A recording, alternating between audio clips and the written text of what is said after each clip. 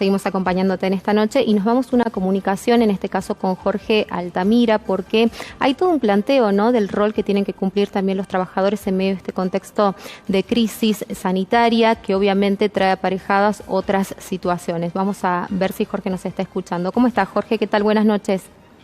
¿Qué tal, Mabel? ¿Cómo está tanto tiempo? Bien, muy bien. Bueno, contenta de poder saludarlo. Decía que en estos días habíamos recibido un comunicado muy contundente hablando acerca, ¿no?, del posicionamiento que tienen que tener los trabajadores, tanto los docentes como el resto de las personas que hoy en día todavía disfrutan de un empleo ante esta situación que estamos atravesando y que obviamente no sabemos qué rumbo va a tener. Mire, lo esencial, cuando un virus se comporta en forma tan agresiva con la población, inclusive con efectos letales tan graves, el Estado debe intervenir para hacer cesar todas las actividades que no son esenciales. Esto es fundamental. Si uno quiere defender la vida de las personas, si uno quiere defender la salud, este es el punto de partida. En cambio, en el campo oficial, sí, tanto el gobierno nacional, los gobiernos provinciales, el macrismo, tienen un punto de vista diferente. Han abierto todas las actividades. Lo que han conseguido con esto es que se agrave toda esta situación, porque no están dispuestos a que el Estado intervenga en sostener económicamente a la población en un momento de emergencia, de crisis humanitaria tan grave como este. Esta es la raíz de la cuestión. Es decir, ellos no tienen ningún problema en pagarle este año 4.000 millones de dólares por la deuda externa, intereses por la deuda externa. No tienen problema en pagar una suma enorme por la deuda local. Ahora, para darle a un trabajador 10.000, 15.000 pesos, que no alcanza para nada, no digamos 40.000 como debiera ser, el dinero no lo tienen. Y entonces el ajuste económico impacta o apunta directamente a la vida y a la salud de la población.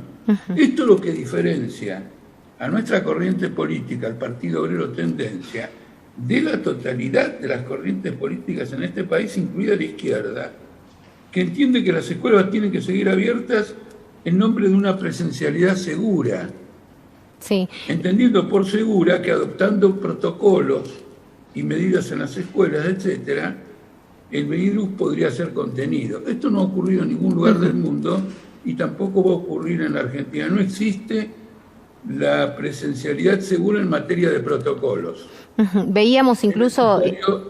Sí, Jorge, veíamos incluso en esta jornada, ¿no?, manifestaciones donde estaban participando los docentes activamente y donde señalaban esto, el temor que tienen ante los posibles contagios, ¿no?, y una situación absolutamente desbordada, específicamente en la capital federal y obviamente en la provincia de Buenos Aires. ¿Qué pasa con esta discusión que se armó, digamos, en torno a los posicionamientos tanto del oficialismo nacional como de lo que pasa en la ciudad de Buenos Aires, ¿no? Por un lado, este tirón entre Alberto Fernández y Rodríguez Larreta.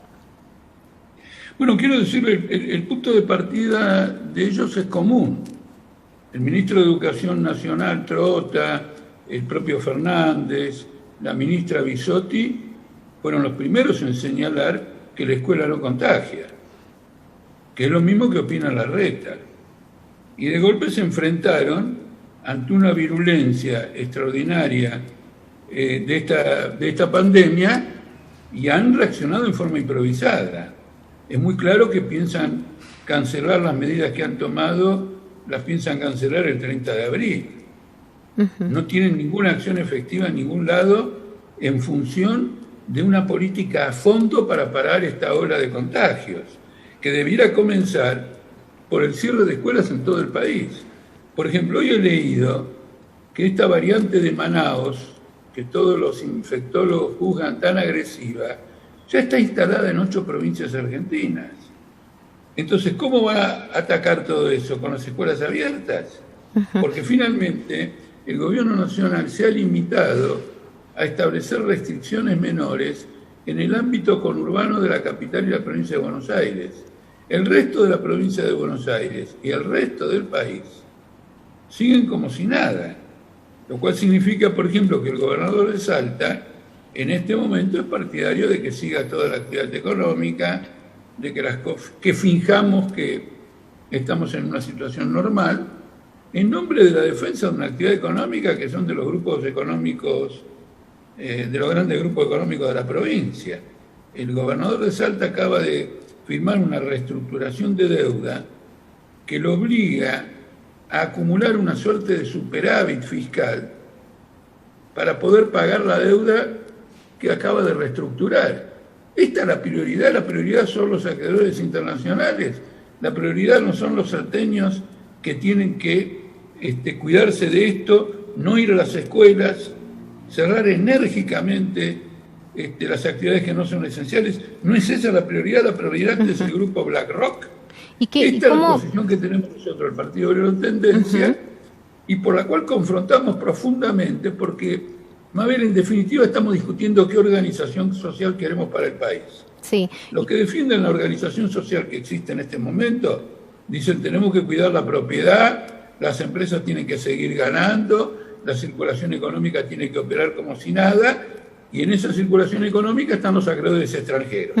Jorge, y de alguna manera, ¿cómo se podría trabajar, digamos, en torno a la educación, que ha sido una gran demanda el año pasado, donde todo el mundo ha dicho que fue un fracaso realmente esto de la no presencialidad y adoptar el tema de la virtualidad, cuando no existen o no están dadas las condiciones prácticamente en ningún punto del país para que esto sea igualitario, ¿no? Para que tengamos una mirada amplia, para que todos los chicos se puedan escolarizar y efectivamente se pueda nivelar hacia arriba, ¿no?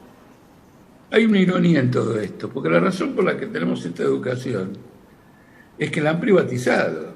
La escuela pública ha sido abandonada. Eso es incuestionable. No vamos a decir que la pandemia nos hizo descubrir el gran retroceso que ha sufrido la educación. Y lo ha sufrido como consecuencia de un sistema que en materia de salud privatizó, que en materia de salud no reforzó la salud pública y que en materia de educación privatizó y no reforzó tampoco la educación pública. Ahora, las condiciones no es que no están dadas, las condiciones han sido creadas por gobiernos que gobiernan en función de los intereses de una determinada clase social. Porque le hago una pregunta, ¿por qué están abiertas las escuelas en la capital federal o en la ciudad de Buenos Aires? Por el lobby de las patronales de las escuelas privadas, por el lobby de las escuelas confesionales. Eso es ostensible para cualquiera que mire un programa de televisión. Les importa un bledo lo que estamos viviendo en materia de salud y de vida, la gravedad de la situación. Ellos quieren cobrar los aranceles educativos. Quiere que todo funcione como si acá no pasara nada. Es la política de Trump, es la política de Bolsonaro. Bolsonaro y Trump han sido los más consecuentes en una política que es común a todos los estados capitalistas. Priorizan el pago de la deuda y no priorizan la atención de una pyme, de un trabajador sin empleo, de un trabajador con empleo, pero que no está en un empleo esencial y debiera cubrirse su salario. El nivel de empobrecimiento de la Argentina es anterior a la pandemia. Sí, sí. Y la gestión capitalista de la pandemia ha agravado el empobrecimiento de los argentinos. Bueno, quedó clarísima la postura entonces. Lo importante sería cerrar las actividades no esenciales y obviamente que el Estado termine subsidiando económicamente a todas aquellas personas que estén paralizadas, ¿no? Que no puedan trabajar en torno a esto. ¿Cuánto tiempo se podría sostener, Jorge, según la mirada de ustedes, esta situación, por ejemplo? Si el gobierno les hiciera caso, prestar atención a lo que dice el Partido Obrero Tendencia. No, el tema del tiempo tiene que ver con las medidas que se tomen, porque no son medidas, a ver cómo le puedo explicar, que salga un decreto de un subsidio. Son medidas, por ejemplo, del siguiente tipo. Los bancos no pueden estar funcionando comprando los bancos privados títulos del Banco Central. Es decir, no puede ser que el Banco Central se esté endeudando con los bancos privados por 3 billones de dólares, con B larga, 3 billones de dólares, en lugar de que ese dinero vaya a la atención de la salud pública El mismo Fernández, cuando hacía campaña electoral, dijo: yo voy a usar ese dinero de las LELIC, este endeudamiento del Banco Central con los bancos privados. Él decía que los iba a usar para aumentar las jubilaciones bajaron y las LELIC están subiendo. Entonces usted tiene una organización social perversa. Con una organización social perversa, los subsidios no van a alcanzar. Claro. La nacionalización del sistema bancario, para que los recursos no vayan al lucro privado, sino para que los recursos y el manejo del crédito apunte a la salud, a la educación, etcétera, es fundamental. Mire, Mabel, en este momento, hace un mes que hay una lucha en Neuquén que es absolutamente notable, porque quienes están luchando son el personal de salud. Es decir, estamos discutiendo cómo se puede mantener a la población en una situación de pandemia cuando el gobierno quiere mantener los salarios del año 2019 sí, al personal de salud que nos va a atender en el caso de que nos ocurre un contagio. Que es el más esencial de todos, ¿no? Jorge, muchísimas gracias por habernos atendido en esta jornada. Obviamente siempre es un gusto poder escucharlo y bueno, seguramente en otra oportunidad seguiremos dando charlas acerca de esto. Que esté muy bien. Te agradezco mucho, Mabel. Que esté muy bien. Buenas noches. Así pasaba Jorge Altamira, entonces del Partido Obrero Tendencia, comentándonos, ¿no?, cuál es la postura que ellos tienen fundamentalmente ante lo que está ocurriendo en nuestro país y obviamente, sobre todo haciendo referencia a que hay muchísimas actividades que se siguen desarrollando prácticamente en términos de normalidad, con algunos protocolos, pero que también permiten la proliferación de casos, ¿no?